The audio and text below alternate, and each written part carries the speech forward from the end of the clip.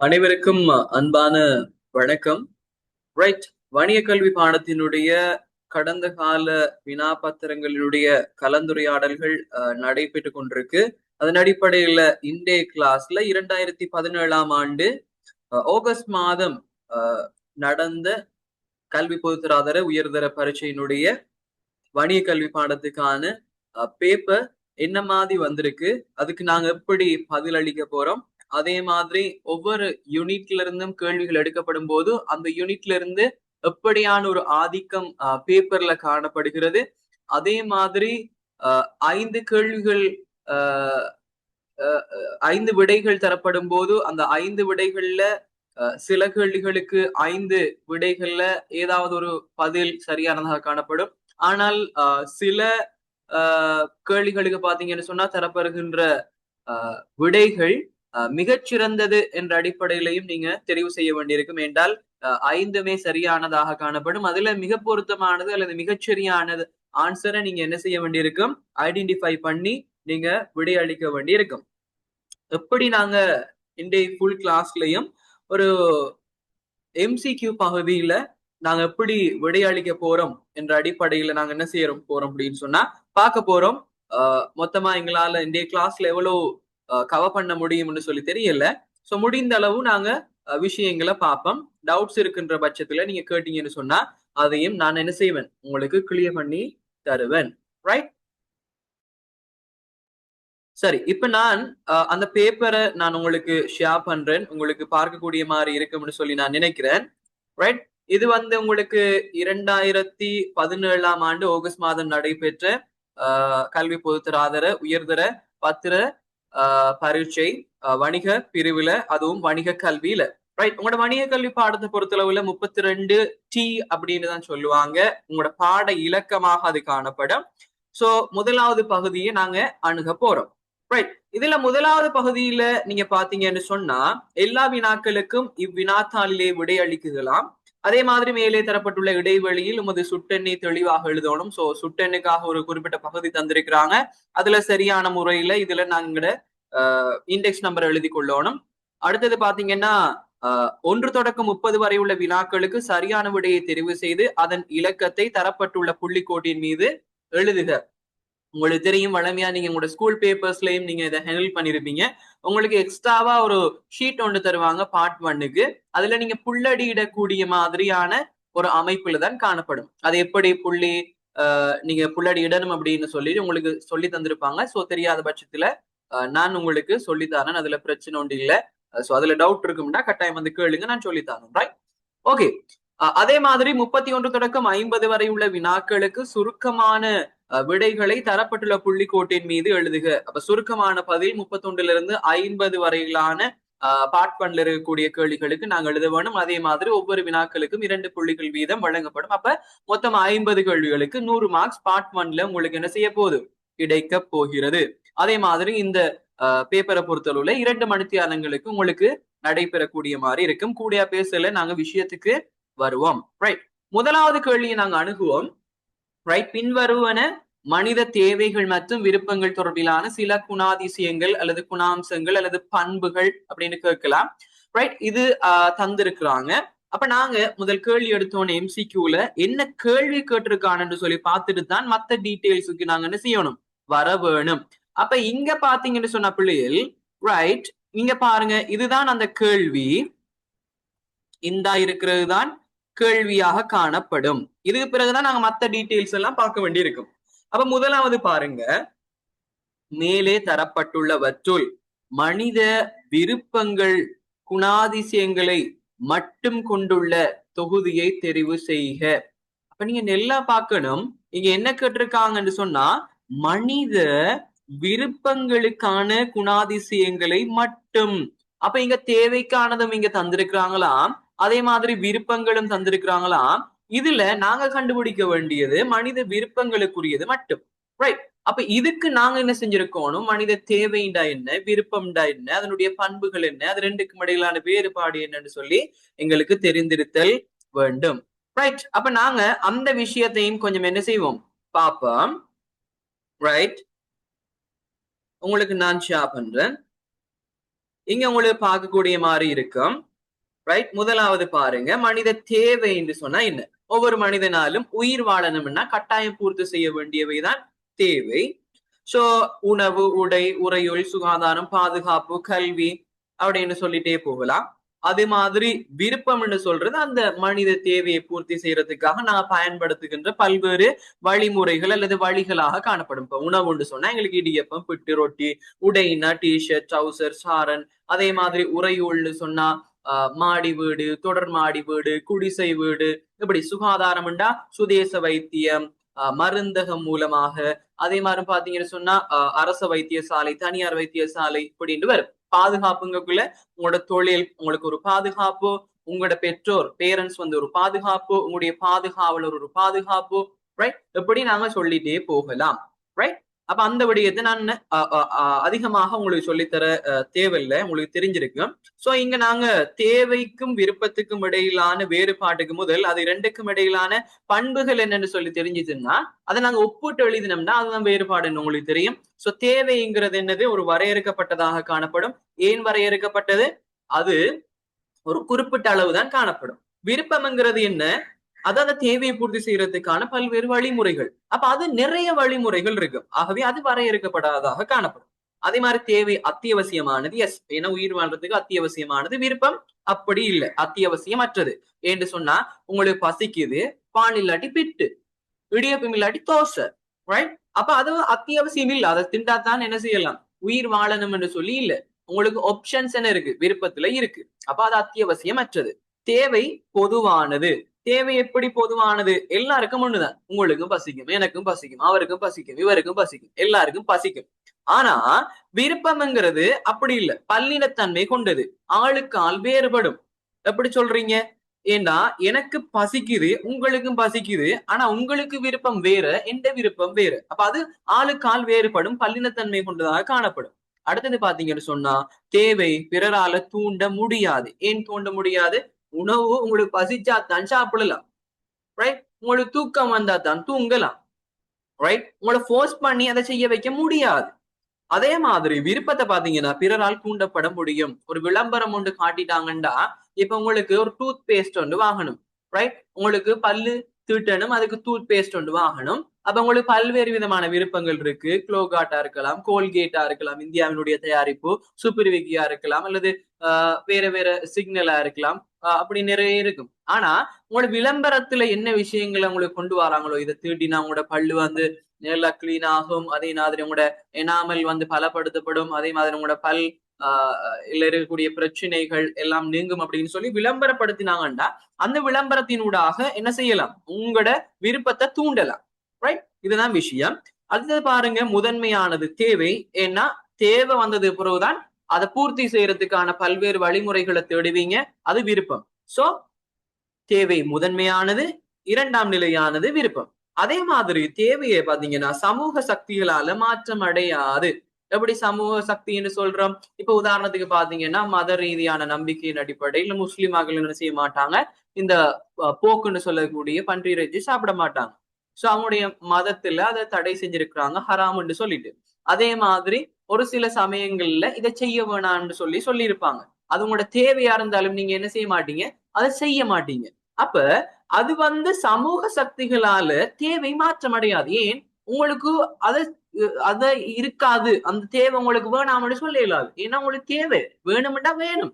Right, ஆனா அந்த விருப்பம் தான். இப்ப உதாரணத்துக்கு நான் சொன்ன மாதிரி உங்களுக்கு உணவுங்கிறது தேவை, போக்கு எடுக்க முடியாது. போக்குங்கிறது விருப்பம். சோ போக்கு நீங்க எனக்கு என்னத்தை கதைக்கிறேன்னு சொன்னா பன்றி இறைச்சியை பத்தி கதைக்கிறேன். சோ அத நீங்க சாப்பிட முடியாது. அப்ப அந்த சமூக சக்திகள், சமூக கலாச்சாரம், அதே மாதிரி சந்தையில் ஒரு பொருளினுடைய விலை மாற்றம் எப்படி சொல்லலாம்? இப்ப உங்களுக்கு சீனியும் இருக்கு, அதே மாதிரி கருப்பட்டியும் இருக்கு. உங்களுக்கு சீனி அல்லது கருப்பட்டிங்கிற அந்த இனிப்புங்கிற ஒரு தேவை, அந்த உணவு தேவைப்படுது. ஆனா விருப்பம் பாத்தீங்க அப்படின்னு சொன்னா அந்த விலையில டிஃபரன்ஸ் இருக்கு. கருப்பட்டியோட விலை ஹையா இருக்கும், அதே மாதிரி சீனிட விட குறைய இருக்கும்டா அதன் அடிப்படையில் என்ன செய்யலாம், அந்த விருப்ப தெரிவுகள் அந்த சமூக சக்திகள், அதாவது அந்த விலையினுடைய மாற்றத்தால மாற்றம் அடையும். சோ இதுதான் கன்செப்ட். ரைட், இதை வச்சு கொண்டுதான் நாங்க என்ன செய்ய போறோம், எங்கட முதலாவது கேள்வியை நாங்க என்ன செய்ய போறோம், அணுக போகிறோம். ரைட், அப்ப முதலாவது கேள்வியை நாங்க பார்த்து விலகி கொள்ளுவோம் முதல். ரைட், கேட்கப்பட்ட கேள்வி மனித விருப்பங்களுக்கான குணாதிசயங்கள். அப்ப நாங்க இதுல வச்சு என்ன செய்யலாம், ஒவ்வொன்றாக மார்க் பண்ணிட்டு வருவோம். ரைட், மார்க் பண்ணி கொண்டு வருவோம். ரைட், இங்க பாருங்க, வரையறுக்கப்படாதவை. வரையறுக்கப்படாதவை என்ன என்ன விருப்பம், வரையறுக்கப்படல, அப்ப அவர் வருவார். அதே மாதிரி இரண்டாவது, உருவாக்கக்கூடிய ஆற்றல் கொண்டது. எஸ், விருப்பத்தை என்ன செய்யலாம், உருவாக்கலாம். அதே மாதிரி பல்வகைப்பட்டவை. எஸ், பல்வகைப்பட்டதுதான். ஏன்னு சொன்னா நாம் சொல்லியிருக்கோம், ஆளுக்கு ஆள் என்ன செய்யும், விருப்பங்கள் வேறுபடும். உயிர் வாழ்வதற்கு அத்தியாவசியமானதா, இல்ல, கிடையாது. அது விருப்பமாக காணப்படும், இல்ல தேவையாக காணப்படும். வரையறுக்கப்பட்டவை, வரையறுக்கப்பட்டவை தேவை, அதே மாதிரி பொதுவானதும் தேவையாக காணப்படும். அப்ப ஆன்சர் ஏ பி சி. அப்ப ஏ பி சி என்ற ஆன்சர் எவ்வளத்திற்குன்னு சொல்லி பாத்தீங்கன்னு சொன்னா இரண்டாவது ஆன்சர், இரண்டாவது ஆன்சர். அப்ப இதுல உங்களுக்கு தெளிவு வந்துட்டு, ரைட், இதுல உங்களுக்கு தெளிவு வந்துட்டு, இதுல கூடயா அலட்ட தேவையில்லை. ரைட், இப்ப நாங்க என்ன செய்வோம், இரண்டாவது கேள்விக்கு வருவோம். ரைட், நான் எப்பயுமே சொல்லியிருக்கிறேன், முதலாவது என்ன செய்யணும், மேல இருக்கிற விஷயத்தை பார்த்து போட்டு அப்படியே கேள்விக்கு வந்துடணும். பின்வரும் அட்டவணையில் எக்ஸ் நிரலானது ஊடகத்துறையில் அக்கறையுடைய சில தரப்பினர்கள், வை நிரலானது அவர்களது அக்கறைக்கான சில காரணங்களையும் எடுத்து காட்டுகிறது. ரைட், இங்க என்ன கேள்வி கேட்டிருக்காங்க அப்படின்னு சொல்லிட்டு நாங்க டிரெக்டா அணுகினோம் அப்படின்னு சொன்னா, ரைட், இங்க பாருங்க, அக்கறையுடைய தரப்பினரையும் அவர்களது அக்கறைக்கான காரணங்களையும் சரியாக காட்டும் தொகுதி. அப்ப இங்க அக்கறை செலுத்துற தரப்பினரும் இவங்க ஏன் அக்கறை செலுத்துறாங்கிற காரணமும் தந்திருக்கிறாங்களாம். இது ரெண்டையும் நாங்க ஜாயின் பண்ணுவோம். ஆனா இதுல ஒரு ஈஸியான ட்ரிக் கொண்டு இருக்கு, நான் அதை சொல்றேன். அதுக்கு முதல் அக்கறையுடைய தரப்பினர்கள் சம்பந்தமாக நாங்க என்ன செய்வோம், கொஞ்சம் பார்த்துட்டு வருவோம். ரைட், அக்கறையுடைய தரப்பினர் சம்பந்தமாக கொஞ்சம் பார்த்துட்டு வருவோம்.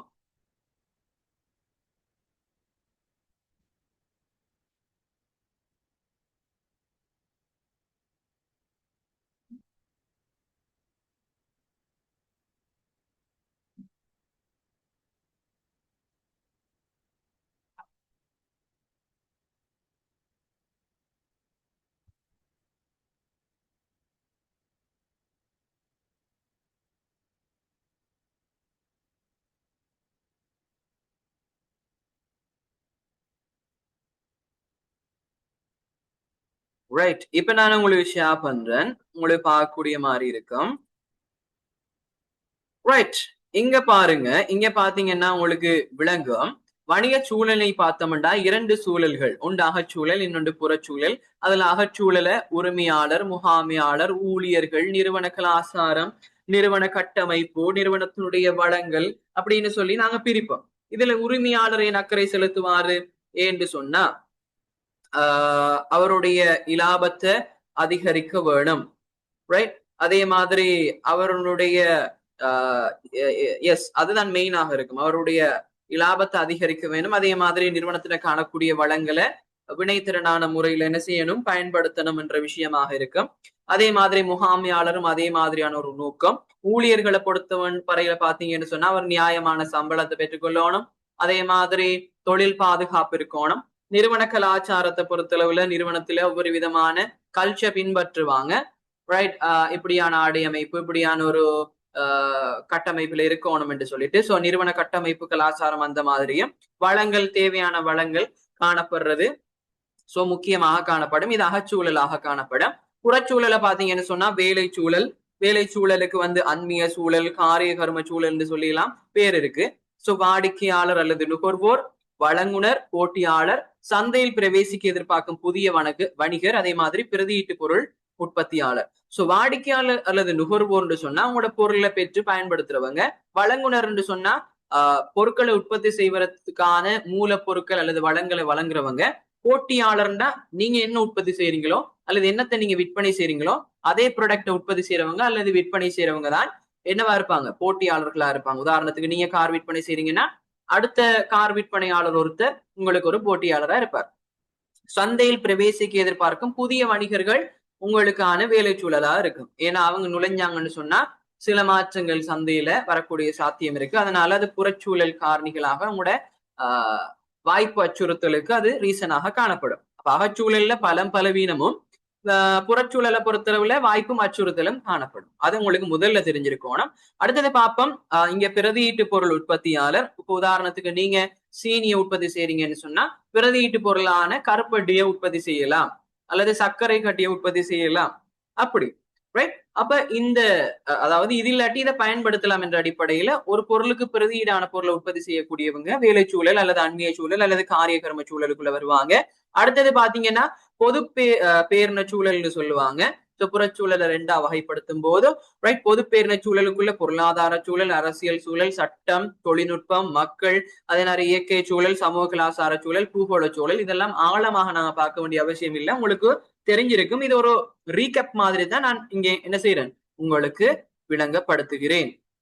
ரைட். அப்ப இங்க நாங்க பேப்பருக்கு போகலாம். பேப்பருக்கு போனோம் அப்படின்னு சொன்னா என்ன கேட்டிருக்கிறாங்க, அக்கறையுடைய தரப்பினர் தந்துட்டு ஏன் அக்கறை செலுத்துறாங்கன்னுட்டு. ஆனா இங்க ஒரு மெத்தட் ஒன்று இருக்கு. ஒன்றை கண்டுபிடிச்சிட்டோம்னா இங்க மத்தது எல்லாமே பிழையான ஆன்சராக இருக்கும். அப்ப அந்த ஆன்சரை டக்குன்னு கண்டுபிடிச்சிடலாம். ரைட். அப்ப இங்க இப்படியான காரணங்கள் தரும்போது அந்த காரணத்தை தான் நாங்க என்ன செய்யணும், முதல்ல பார்க்க வேணும். இந்த காரணத்தை நாங்க பார்த்துட்டோம்னா அதுல இருந்து இவர் இது இந்த மாதிரியான காரணத்தை அல்லது இந்த அக்கறை செலுத்துறாருன்னு சொன்னா இவர் யாராக இருப்பாருன்னு ஐடென்டிஃபை பண்ணணும். அதான் நாங்க அணுக வேண்டிய முறை. அப்ப ஊடக தொழில்வாண்மையாளர்களுக்கான உரிமைகளை உறுதி செய்வதற்கு எந்த ஒரு நிறுவனத்தை எடுத்தாலும் அந்த நிறுவனத்துல அங்க இருக்கக்கூடியவர்கள்ல அவங்களோட உரிமையை உறுதி செய்யறதுக்காக அநேகமாக தொழிற்சங்கங்கள் தான் அக்கறை செலுத்தும். அப்ப இங்க முதலாவது இங்க பாருங்க டின்றதுக்கு தான் முதலாவது வரும். எப்படி ஊடக தொழில்வாண்மையாளர்களின் தொழிற்சங்கம். ரைட். அப்ப இங்க என்ன செய்வோம், நாங்க 4 எழுதுவோம். ரைட். அடுத்தது பாருங்க, தகவல்களை சேகரிப்பதற்கு, தகவல்களை சேகரிக்கிறது யாரு, நிருபர் அல்லது ரிப்போர்ட்டர். அப்ப அவர் என்னவா இருப்பார், சாரி நான் மாறி சொல்றேன், கொஞ்சம் இருங்களா. இதுல ஒன்று வரும்,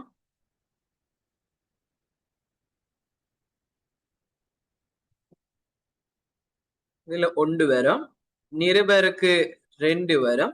ரைட். இதுல பாருங்க, ரெண்டாவது என்ற ஆன்சர், நிருபருக்கு 2வது என்ற ஆன்சர் ஒரே ஒரு இடத்துல தான் இருக்கு. இப்ப நான் முதல்ல கண்டுபிடிச்சிருப்போம் டிய பொறுத்தளவுல பாருங்க டின்றதும் ஒரே இடத்துல தான் இருக்கு. அப்ப நாங்க அதை வச்சே எங்களுக்கு அது கன்ஃபார்ம் சொன்னா 3வது ஆன்சர் என்ன செஞ்சிடலாம், நாங்க கண்டுபிடித்து விட முடியும். சோ ஓவரா நாங்க என்ன செய்ய தேவையில்லை, டென்ஷன் ஆக தேவையில்லை. ஒரு விடையை கண்டுபிடிச்சாலே சிலதுக்கு என்ன செய்யலாம், ஆன்சர்ஸ கண்டுபிடித்து விடலாம். மீதியா இருக்க வேண்டியதுக்கு நான் ஆன்சரை பார்ப்போம், பிரச்சனை இல்லை. ரைட். இங்க பாருங்க ஏக்கு 2, அப்ப அங்கால பிக்கு 4 தந்திருக்கிறாங்க. தகவல் ஊடாக விழிப்படைய செய்தல். அப்ப தகவல்கள் மூலமாக விழிப்படைய செய்யணும்னு சொன்னார். சாரி, அது பொதுமக்களாக இருக்கும், பொதுமக்களாக இருக்கும். அப்ப இதுக்கு 3. அதே மாதிரி தகவல்கள் ஊடாக தொடர்பான கொள்கைகள், பிரகடனங்கள், சட்டங்கள் இதெல்லாம் உருவாக்குறது அரசாங்கம் என்ற அடிப்படையில இவர் 4வது ஆன்சராக இருக்கும். அப்ப ஆன்சர் என்ன, 2, 3, 4, 1. அதே மாதிரி இன்னும் ஒன்று மிஸ் பண்ணிட்டோமே, தகவல்களை முகாமைத்துவம் செய்தல்.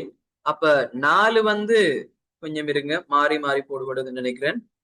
ரைட். தகவல்களை சேகரிப்பதற்கு ரிப்போர்ட்டர், தகவல்களை முகாமைத்துவம் செய்யறது நிர்வாகி. அப்ப இதுக்கு 3. ரைட். அதுக்கு 3. அதே மாதிரி பொதுமக்கள் 4. ரைட். அரசாங்கம் 5. ஆன்சர் 2, 4, 5, 1, 3 அடிப்படையில 3வது ஆன்சராக இருக்கும். ரைட். அடுத்ததுக்கு போவோம். ரைட். டைம் வேஸ்ட் பண்ண வேணாம், அடுத்ததுக்கு போவோம். பின்வரும் வணிகம் ஒன்று தொடர்புடைய சூழல் சார் காரணிகள் என்னது, சில போக்குகள் தந்திருக்கிறாங்களா. ரைட். அப்ப நான் ஏற்கனவே சொல்லியிருக்கிறேன், கேள்விக்கு நாங்க என்ன செய்யணும், முதலாவது கேள்வியை அணுகிறோம். கேள்வி எப்படி அணுகிறதுன்னு சொன்னா அது கீழே கேள்வி தந்திருப்பான், அதைத்தான் நாங்க முதல் பார்க்கணும். மேலே தரப்பட்டுள்ளவற்றுள் அகச்சூழல் காரணிகளான போக்குகள் மட்டும் கொண்டுள்ள தொகுதி. அகச்சூழலுக்குள் என்ன வரும்னு பார்த்தோம், உரிமையாளர், முகாமியாளர், ஊழியர்கள், நிறுவன கலாச்சாரம், கட்டமைப்பு, வளங்கள், இது சார்ந்த விஷயங்கள் வருமாக இருந்தால் அது அகச்சூழலாக காணப்படும். ரைட். அப்ப நாங்க இங்க பார்ப்போம், முதலாவது ரைட், முதலாவது பொருளாதார விலை மட்டத்திலான அதிகரிப்பு, இது ஒரு புறச்சூழல், சோ அது வராது.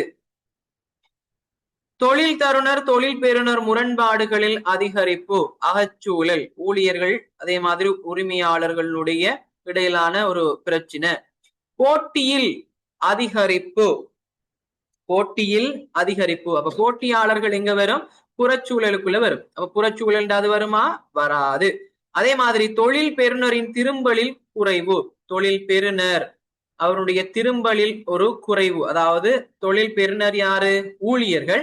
அவர் ரிட்டர்ன், அதாவது அவருடைய பெர்ஃபார்மன்ஸ் காணாது அப்படின்னு சொல்லும் போதோ அது என்னவாக இருக்கும்? அது ஒரு அகச்சூழல் காரணியாக காணப்படும். நிறுவன நிறுத்தி வைத்த உழைப்புகளின் குறைவு, எஸ், நிறுவனத்தினுடையது, அது அகச்சூழலாக காணப்படும். நுகர்வோர் சங்கங்களின் பலத்தில் அதிகரிப்பு, அப்ப தொழிற்சங்கம்ங்கிறது அது ஒரு புறச்சூழல் காரணியாக இருக்கும், அதனால அவர் வரமாட்டார்.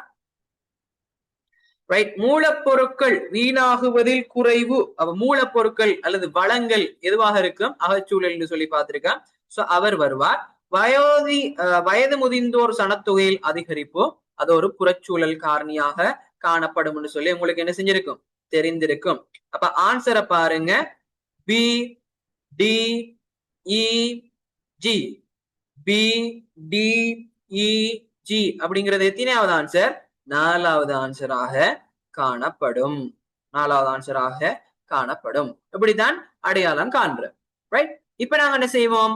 4வது கேள்விக்கு போவோம். டைமை வேஸ்ட் பண்ணாம 4வது கேள்விக்கு போவோம். ரைட். 4வது கேள்வியை பாத்தீங்கன்னு சொன்னா, பின்வரும் அட்டவணையில் எக்ஸ் நிரலானது வணிக நிறுவனங்களின் வித்தியாசமான வகைகளையும், Y நிரலானது அவை பதிவு செய்யப்பட வேண்டிய நிறுவனங்களின் பட்டியலையும் எடுத்து காட்டுக. இது நார்மலாவே நாங்க என்ன செய்யலாம்? இதுல இருக்கிற விஷயத்தை வச்சே கண்டுபிடிச்சிடலாம். ரைட். கேள்வியை நாங்க பார்க்கணும். முதலாவது நான் உங்களுக்கு சொல்லி தந்திருக்கிறேன், கேள்வியை பார்க்கணும். சோ இங்க கேள்வியை பார்த்தோம்னா, வணிக நிறுவனங்களின் வகைகளையும் அது பதிவு செய்யப்பட வேண்டிய நிறுவனங்களையும் சரியாக இணைத்து காட்டக்கூடிய தொகுதி என்ன செய்யட்டாம்? உங்களை தெரிவு செய்யட்டாம். அப்ப இங்க நீங்க என்ன செய்வீங்க அப்படின்னு சொன்னா, ரைட், பங்குத்தரகு தொழில் கம்பெனி. பங்குத்தரகு தொழில் கம்பெனியா? ரைட், டவுட், அப்படி இருக்கட்டும். அப்ப அடுத்த விடயத்துக்கு வருவோம். காப்புறுதி கம்பெனி. காப்புறுதி கம்பெனி எங்க ரெஜிஸ்டர் பண்ணப்படும்? காப்புறுதி சபையில. அப்ப எங்களுக்கு தெரியும் பிக்கு என்ன ஆன்சர்? பிக்கு 4வது. அடுத்தது, உரிமம் பெற்ற வங்கிகள் அல்லது வணிக வங்கிகள். உரிமம் பெற்ற வணிக வங்கிகள் அல்லது விசேட வங்கிகள் 2 இருக்குது. அப்ப அதுகள் டிரெக்டாக CBSL, central bank of Sri Lanka, அதாவது இலங்கை மத்திய வங்கியில தான் ரெஜிஸ்டர் பண்ணப்படும் என்று சொல்லிட்டு தெரிஞ்சிருக்கும். இதெல்லாம் பொது அறிவான விஷயம். ஆனா எங்களுக்கு சிலபஸ்லயும் இருக்குது. அப்ப நாங்க ஓவர் என்ன செய்ய தேவையில்லைன்னு சொன்னா கஷ்டப்பட தேவையில்லை. ரைட், கஷ்டப்பட தேவையில்லை, பார்த்தோன்னே விளங்கிடும். கூட்டுறவு கிராமிய வங்கிகள் நான் படிச்சிருப்பான். கூட்டுறவு கிராமிய வங்கி கூட்டுறவு அபிவிருத்தி திணைக்களத்தின் கீழ் பதிவு செய்யப்படும். சோ அவருக்கு கொண்டு வரும் என்று சொன்னா மீதமாக இருக்கிற 3ஆம் நம்பர் இலங்கை பிணைகள் சம்பந்தம், அதாவது பங்குகள் சம்பந்தமான விஷயங்களை எல்லாம் பார்க்கிறது யாருன்னு சொன்னா இலங்கை பிணைகள் பரிமாற்ற ஆணைக்குழுதான். சோ அவர்கிட்ட தான் இந்த பங்கு தரகு தொழில் கம்பெனிகள், அதாவது பங்குகளை விற்று கொடுக்கறதுக்காக இயங்குகின்ற பங்கு தரகு கம்பெனி, ரைட், இவங்க இந்த பிணைகள் சம்பந்தமான ஆணைக்குழுல என்ன செஞ்சிருப்பாங்க? பதிவு செய்வாங்க. அப்ப ஆன்சர் 3421. 3421. சோ 4வது ஆன்சர் விடையாக வரும். சரியா? இந்த விடயம் உங்களுக்கு தெரிஞ்சிச்சு. இப்ப இதுக்கப்புறம் நாங்க அடுத்த விடயம் பார்க்க வேணும் என்னன்னு சொன்னால், ரைட், அடுத்த விடயம் என்னன்னு பார்க்கணும்னு சொன்னால், நுகர்வோருடைய உரிமை சம்பந்தமாக பேசப்பட்டிருக்கு 5வது கேள்வி. ரைட், 5வது கேள்வியில நுகர்வோருடைய உரிமை சம்பந்தமாக பேசப்பட்டிருக்கு. அப்ப அந்த விடயத்துக்கு நாங்க என்ன செய்வோம்? கன்சிடர் பண்ணுவோம். ரைட், இப்ப பாப்போம் என்ன கேள்வி கேட்டிருக்காங்கன்னு சொல்லி முதல்ல பார்க்க வேணும். நான் உங்களுக்கு சொல்லி தந்திருக்கிறேன், கேள்வியை தான் நாங்க என்ன செய்யணும்? முதலாக பார்க்க வேண்டும். அப்ப இங்க பாருங்க, மேலே தரப்பட்டுள்ள நிகழ்வின்படி மீறப்பட்டுள்ள நுகர்வோர் உரிமைகளின் எண்ணிக்கை. அப்ப நுகர்வோட உரிமை மீறப்பட்டிருக்காம். அந்த மீறப்பட்ட உரிமைகளினுடைய எண்ணிக்கை எத்தனைன்னு சொல்லி என்ன செய்யறாங்க? கேட்கிறாங்க. அப்ப உரிமைகள் மீறப்பட்டிருக்காம், அந்த உரிமைகள் என்னென்னு சொல்லி கேட்கிறாங்க. எத்தனைன்னு கேட்கிறாங்க. அப்ப முதல்ல நாங்க என்ன செய்யணும்? அது சம்பந்தமாக பார்த்து விட்டு வருவோம். சம்பந்தமாக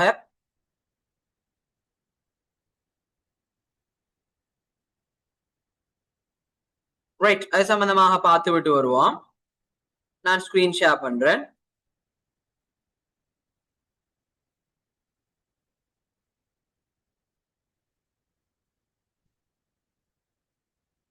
எஸ், இந்த இருக்குது உங்களுக்கு பார்க்கக்கூடிய மாதிரி இருக்கும். நுகர்வோர் உரிமைகள், நுகர்வோர் உரிமையை பொறுத்தவரையில மொத்தம் 8 பிரதானமான நுகர்வோர் உரிமைகள் காணப்படுது. அத ஒன்று ஜோன் எஃப் கென்னடின்னு சொல்லக்கூடிய அமெரிக்காவினுடைய முன்னாள் ஜனாதிபதி நுகர்வோர் உரிமையை பற்றி பேசும்போது கொண்டு வர 4 விடயங்கள் இருக்கு. அதே மாதிரி சர்வதேச நுகர்வோர்னு சொல்லக்கூடிய அமைப்பு இருக்கு.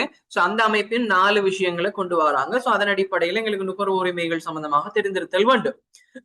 சாரி. அப்ப ஜோன் எஃப் கென்னடி கொண்டு வரார் பாதுகாப்பு பெறுவதற்கான உரிமை. எஸ், ஏதாவது ஒரு இதை பயன்படுத்துறோம், என்னத்த ஒரு பொருளை பயன்படுத்துறோம்னு சொன்னா அதனால ஏதாவது சுகாதார ரீதியான பிரச்சனைகள் வரும்னு சொன்னா அங்க என்ன நடக்குது, உங்களுடைய பாதுகாப்பு மீறப்படுகிறது. ரைட், சுகாதாரமாக நீங்க ஏதாவது ஒரு பிரச்சனையோட நடக்குதாமண்டா அங்க உங்களோட பாதுகாப்பு மீறப்படுது. அல்லது அதை சார்ந்து இல்லாம வேற ஒரு விஷயம் உங்களுக்கான ஒரு உரிமையாக இருக்கலாம். அந்த உரிமை அவடத்து உங்களோட அந்த ஏதாவது ஒரு பாதுகாப்பு பெறக்கூடிய ஒரு உரிமை ஒன்று மீறப்படுவதாக இருந்தால் அது பாதுகாப்பு பெறுவதற்கான உரிமை. தகவல்களை அறிந்து கொள்வதற்கான உரிமை என்று சொல்லி இந்தா இருக்குது. அது என்ன விடயம் என்று சொன்னா, நீங்க ஒரு பொருள் ஒன்று வாங்குறீங்கன்னா அதுல உற்பத்தி திகதியா இருக்கலாம், காலாவதி திகதியா இருக்கலாம், பேட்ச் நம்பர்னு சொல்ற இலக்கமாக இருக்கலாம், ரெஜிஸ்டர் நம்பராக இருக்கலாம். ரைட், அது என்ன மாதிரி உபயோகிக்கிற விஷயம், அதாவது கேட்டலாக் அதிகமாக பயன்படுத்துவாங்க, அதாவது சுட்டு துண்டு யூஸ் பண்ணுவான். அது சில மருந்து பொருட்கள், பல்க், அந்த மாதிரி சில பொருட்களுக்கு இருக்கு. சோ அந்த விஷயங்கள் தகவல்களை அறிந்து கொள்றதுக்கான உரிமை இருக்கு. அப்ப அதை பார்த்து நீங்க என்ன செய்யலாம், அந்த தகவல்களை அறிந்து கொள்ளணும். அப்படி அந்த காலாவதி திகதி இல்ல, உற்பத்தி திகதி இல்லைன்னா அங்க நுகர்வோர் தகவல் அறிந்து கொள்வதற்கான உரிமை மீறப்படும்.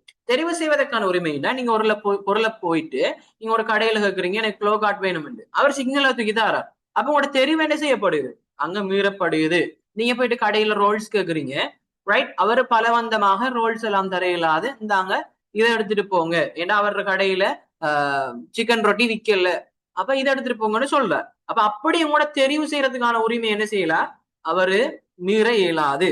அதே மாதிரி கவனத்தை அல்லது உரிமை, கவனத்தை ஈர்ப்பதற்கான உரிமை அல்லது செவிமடுப்பதற்கான உரிமைன்னா, நீங்க ஒரு பிழை ஒண்ணு நடந்துட்டு ஒரு பொருள்ல அல்லது அவரோட சேவையில பிழை ஒண்ணு நடந்துட்டுன்னா அதை போயிட்டு நீங்க அவர்கிட்ட சொல்றீங்கன்னா அதை அவர் கேட்கணும். யாரு, அந்த வித்தவரு கேட்கணும். ரைட், அதே மாதிரி அந்த கவனத்தை நீங்க ஈர்க்கக்குள்ள அவர் அதுக்கு ரெஸ்பான்ஸ் பண்ணணும்.